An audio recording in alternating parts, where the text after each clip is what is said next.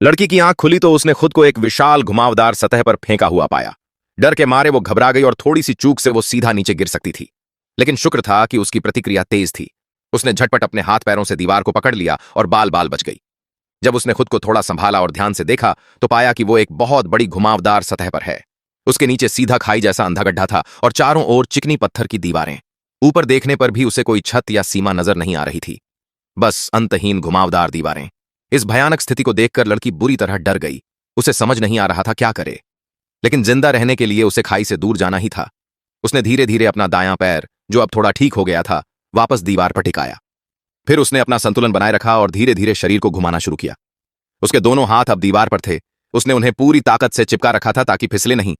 जब सब ठीक लगने लगा तो उसने फिर से शरीर घुमाने की कोशिश की, लेकिन तभी दीवार इतनी ज्यादा फिसलन भरी थी कि उसका शरीर और ज्यादा नीचे की ओर खिसक गया। अब तो उसके शरीर का आधा हिस्सा खाई की ओर लटक गया था और कमर के नीचे झुंझुनाहट शुरू हो गई थी। लड़की ने गहरी सांसें लेते हुए खुद को और गिरने से रोके रखा। तभी आसमान में काले बादल छा गए। लग रहा था जैसे एक जबरदस्त बारिश अब उसका अंत करने वाली है।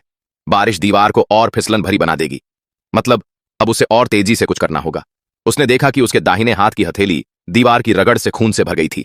फिर भी उसने दर्द सहते हुए खून को साफ किया। अपने मुंह से हल्के से फूंक मारकर घाव को सुखाने की कोशिश की ताकि पपड़ी जम जाए और पकड़ में मदद मिले। जब दाहिना हाथ फिर से पकड़ने लायक हुआ तो उसने वही प्रक्रिया बाएं हाथ पर भी दोहराई। खून साफ किया, फूंका और फिर दीवार पर चिपकाया। अब उसके दोनों हाथ ज्यादा पकड़ पा रहे थे। उसने फिर से अपना दाहिना पैर ऊपर उठाया, दीवार पर टिकाया और दोनों हाथों के बल पर खुद को थोड़ा ऊपर खींच लिया। वो वापस पहले वाली स्थिति तक पहुंच गई थी। फिर उसने हाथों को और साफ किया, थोड़ा और ऊपर पैर रखा। थोड़ा थोड़ा करके वो ऊपर चढ़ने लगी, लेकिन तभी उसकी नजर सामने की दीवार पर पड़ी। वहां भी 2 खून के निशान थे। शायद कोई और भी उसके जैसी हालत में था। वो चढ़ती रही, लेकिन सामने के खून के निशान अब बदलने लगे थे। उसे सोचने का समय नहीं मिला। उसने फिर से अपने हाथों पर फूंका और दर्द सहते हुए ऊपर चढ़ने लगी। लेकिन चाहे वो जितनी भी मेहनत करती, वो हर बार वापस फिसलकर नीचे उसी जगह पहुंच जाती। तभी अचानक आसमान से मूसलाधार बारिश शुरू हो गई। अब तो बिना हिले भी उसका शरीर धीरे धीरे फिसल रहा था। लड़की अब पूरी तरह से टूट चुकी थी। उसने जोर से चीखकर रोना शुरू कर दिया। फिर उसे याद आया कि उसकी गर्दन में एक चेन है। उसने फौरन उस चेन को हाथ में लपेटा, दीवार से सटकर उससे ज्यादा घर्षण बनाने की कोशिश की। कट!